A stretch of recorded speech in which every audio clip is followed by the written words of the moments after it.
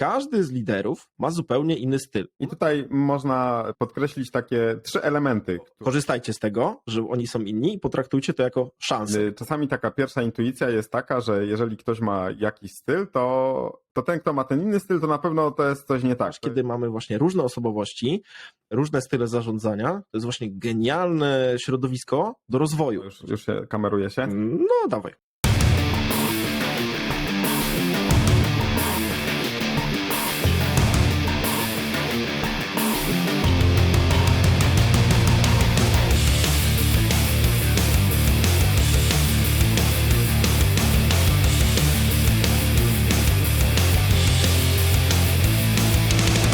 Cześć, witamy w Nerd Management. Tutaj Krzysztof Rakowski I Paweł Rekowski.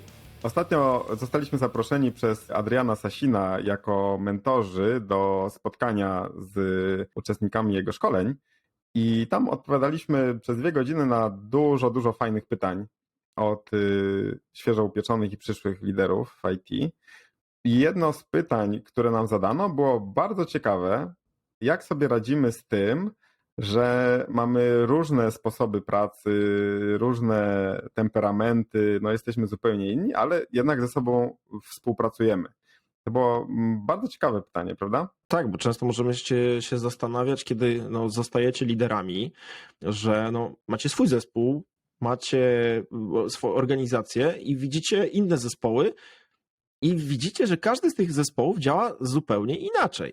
I że ich liderzy mają zupełnie inne style. Kiedy zaczynacie się spotykać, co polecamy na takich spotkaniach statusowych, ale również na one-on-one'ach, oczywiście podlinkujemy odcinek o one-on-one'ach, też można to wykorzystać tak crossowo z innymi liderami, właśnie będzie się okazywać, że każdy z liderów ma zupełnie inny styl. U nas w firmie, w EMAG, to jest świetny przykład, bo mamy tutaj 5 zespołów i kiedy weźmiemy każdego z liderów, no to są totalnie różne osobowości i totalnie różny styl zarządzania. Tak, i czasami taka pierwsza intuicja jest taka, że jeżeli ktoś ma jakiś styl, to ten, kto ma ten inny styl, to na pewno to jest coś nie tak. Że trzeba ocenić, że jeden jest dobry styl, a drugi zły na przykład. Jednemu rzeczy idą jakoś dobrze, drugiemu źle.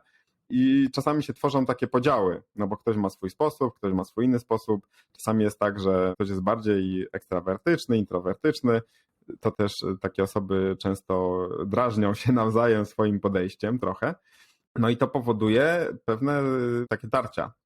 I tu powstaje pytanie, czy wszyscy powinni być tacy sami? Czy najlepiej by było, żeby wszyscy mieli podobne podejście? No to wtedy nie byłoby tych różnic i tych jakichś takich tarć, dyskusji, czy takich ognisk do nieporozumienia.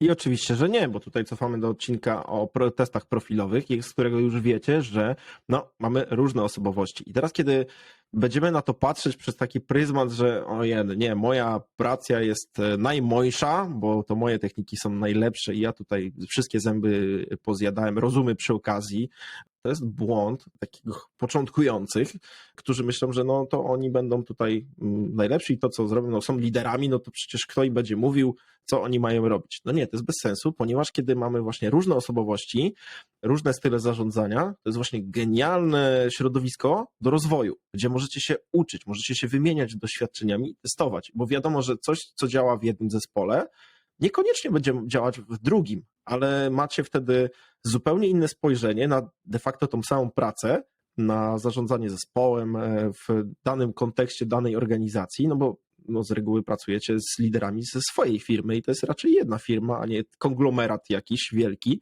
gdzie jesteście totalnie oderwani, macie różne konteksty, więc to daje bardzo dużą wartość, abyście właśnie zobaczyli i przetestowali, co najmniej przetestowali po prostu te techniki, które działają gdzie indziej, bo może się okazać, że coś, co na pierwszy rzut oka wyda wam się takie dziwne na zasadzie, jak on w ogóle może tak robić, nie? Dlaczego on w taki sposób, jak ten zespół w ogóle może działać?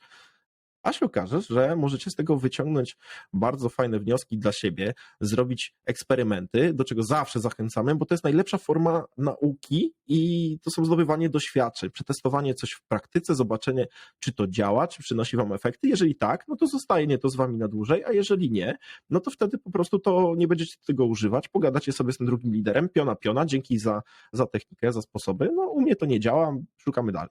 I takich liderów możecie właśnie zobaczyć innych, tego zachęcam, zwłaszcza do rozmawiania z osobami, które na tej ścieżce liderskiej już są, mają już swoje doświadczenia i to nie musi być taka struktura, powiedzmy, nie wiem, zespołu czy działu, ale też możecie wyjść po prostu szerzej do innych działów, bo czemu nie? Bo pamiętajcie, że najlepsze doświadczenia, na które prawdopodobnie nigdy sami nie wpadniecie, są właśnie tam w tych też innych kontekstach, w innych działach, w innych zespołach, z którymi nie macie do czynienia na co dzień. I właśnie taka wymiana wiedzy jest bardzo, bardzo wartościowa.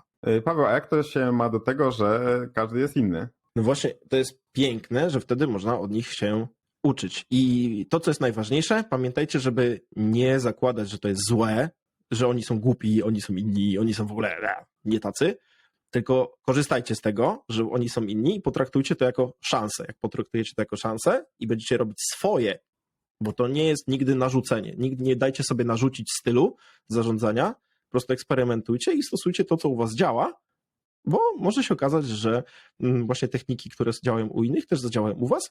No i tak samo na odwrót, albo i nie. I to jest wszystko jak najbardziej okej. Po prostu róbcie swoje i bawcie się, szukajcie inspiracji i pomysłów. I tutaj można podkreślić takie 3 elementy, które warto wziąć pod uwagę, się do tego mentalnie przygotować. Pierwsze to jest to, co Paweł powiedziałeś, żeby wbić sobie do głowy, że ktoś, kto robi coś zupełnie inaczej i nam się wydaje, że my nigdy tak nie zrobimy, że może jego pomysły, może jego techniki mogą być niezłe. Może nie to, że lepsze od naszych, ale że mogą być po prostu dobre. Drugie, żeby wyzbyć się takiego myślenia czasem, że moje pomysły są najlepsze, ja to robię po swojemu i nigdy tego nie będę robił w żaden inny sposób, bo to jest zupełnie nie w moim stylu. I trzecia rzecz, to można przeprowadzić na sobie takie ćwiczenie, żeby sobie zdefiniować mój Task Relevant Maturity. Tutaj odsyłamy do odcinku 21, gdzie mówiliśmy o tej metodzie dosyć dużo. Czyli żeby sobie uświadomić, w czym jesteśmy dobrzy i w czym odnosimy sukcesy, co jest dla nas ok, a co jest trochę słabsze, co nam idzie trochę gorzej, żeby być takim uczciwym ze sobą i w tym temacie poszukać wsparcia od innych, popytać, podowiadywać się, może coś zmienić w tym, co robimy. Podsumowując, różnorodność jest dobra i to jest właśnie dobre, że nie wszyscy są tacy sami, że pracujemy z różnymi ludźmi, uczmy się od nich, przyznajmy, że pewne rzeczy robimy lepiej, pewne rzeczy robimy gorzej i można się zmienić nawet swoje podejście do pewnych spraw. Uczmy się, wymieniajmy się wiedzą, szukajmy tej różnorodności, bo to po prostu nam pomoże. Dokładnie tak, więc jeżeli szukacie ludzi, którzy są różni, a jednak robią to samo, więc zapisujcie się do naszego newslettera, subskrybujcie ten kanał i piszcie w komentarzach, co o tym myślicie, jak to u was wygląda. Też napiszcie może, kogo szukacie, albo czego byście chcieli przetestować, albo się dowiedzieć. Chętnie też nagramy o tym nowy odcinek, jeżeli będziecie potrzebować właśnie informacji na dany temat, lub połączymy was z innymi ludźmi. Fajnie by było, jeżeli z Nerd Management wyrosłaby taka społeczność ludzi, która dzieliłaby się swoim wiedzą i doświadczeniem. Także zapraszamy, komentujcie, lajkujcie, udostępniajcie i widzimy się w następny wtorek o 8:00. Trzymajcie się. Hej! Cześć!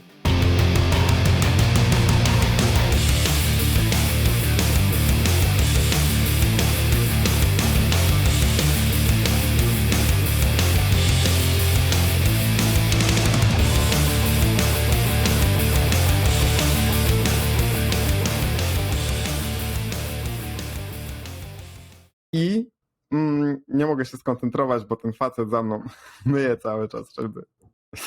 No nie mogę. Dobra, ale co zrobimy? Będzie... Hej ho. Nie, no będzie super. Dobra, Dawaj, dobra. tak póki jeszcze tam dynda. No, tak. Tobie.